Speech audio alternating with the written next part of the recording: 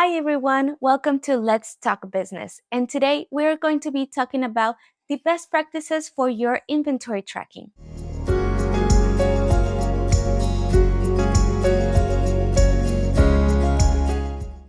Inventory tracking can be a small business owner least favorite work combo. I know it causes a lot of stress and too many headaches in every month.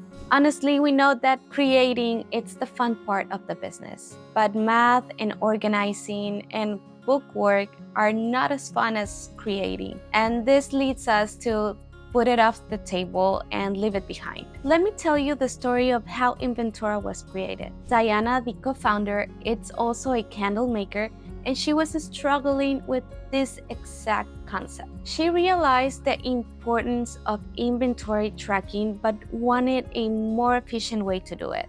So with her husband, Jeremy, created Inventora. However, prior this discovery, she learned a lot about inventory tracking. So today I'm going to walk you through the best practices for your inventory tracking to stay always organized. Number one, it's organizing your material.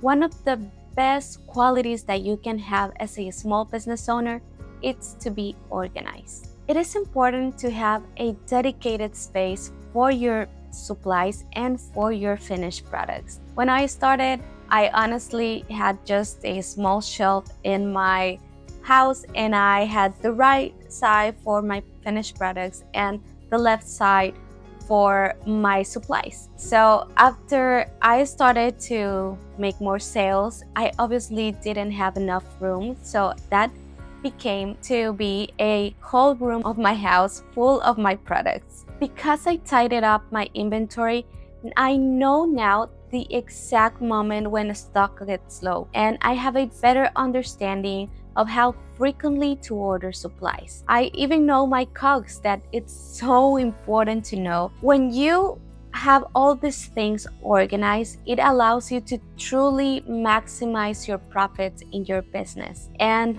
knowing your COGS is critical to do that too. Another thing that you should do is forecasting for supplies. Inventory tracking, it's so much more than knowing what you have in hand. But when you track your inventory, you are forecasting your business and ensuring it runs as smooth as possible with no interruptions. Like I told you, I'm also a small business owner, and I'm going to be opening my heart here and sharing my experiences as a small business owner. With forecasting supplies, I think I have not a good story, but I know that you can learn from my mistakes. Forecasting for supplies was definitely something that I didn't do at the beginning. It was my first year and it was holiday season. I was creating a holiday gift box with a lot of things there. And I said, okay, I'm just going to make a few because I don't want to overspend my money. So I launched it. It was a success. A lot of people order their holiday gift boxes, and I ran out of stock very fast.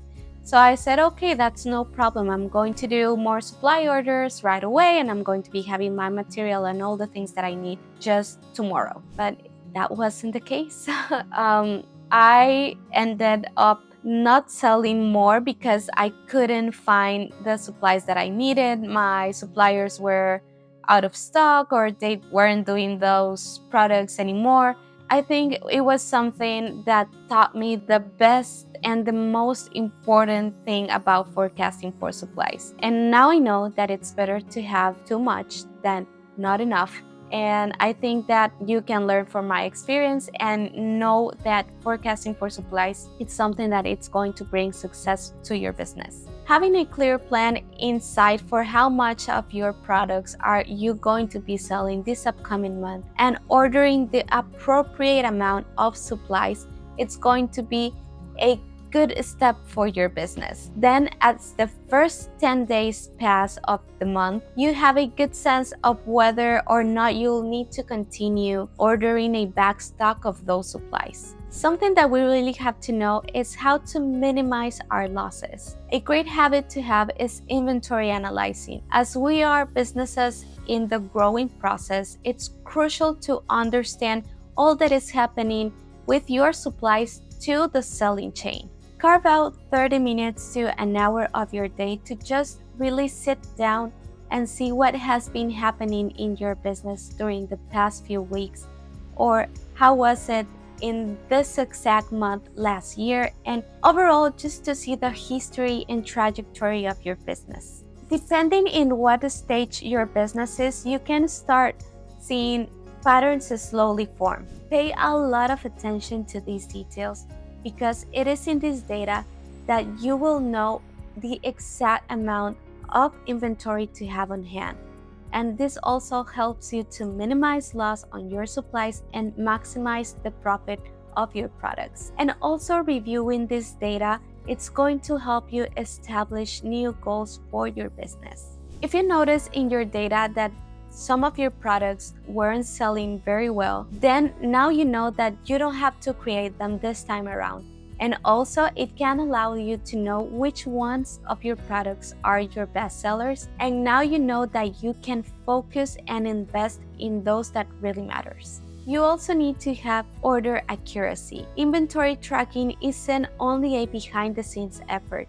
It also helps you to have customer satisfaction. If you're not paying close attention to this, someone could order some of the products that you don't have ready, and this can put your customer in a very bad situation. You can be very stressful because you'll need to make a product in a very short time frame, or your customer can be unhappy because they needed that product ASAP, or probably if you're going to be ordering more supplies and your supplier ran out of stock of something that you really need. I know that without inventory tracking, all of these sticky situations can evolve. After all these things that we have talked in this video, I know that these practices can allow you to save time. And as small business owners, we are always looking to have more time. So the more you're able to stay on top of things, the more time you'll be spending creating and doing the things that you enjoy. When you track your inventory properly, there are zero room for error. It's a matter of being able to do it once and do it right and be done, then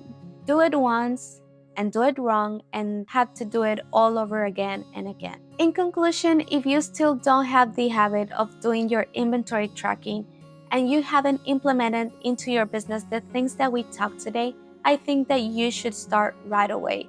And honestly, I know that Inventora can really help you doing these things. If you want to learn more about these topics, go visit our blog and also subscribe to this channel because we're going to be talking all about the ins and outs of every handmade business.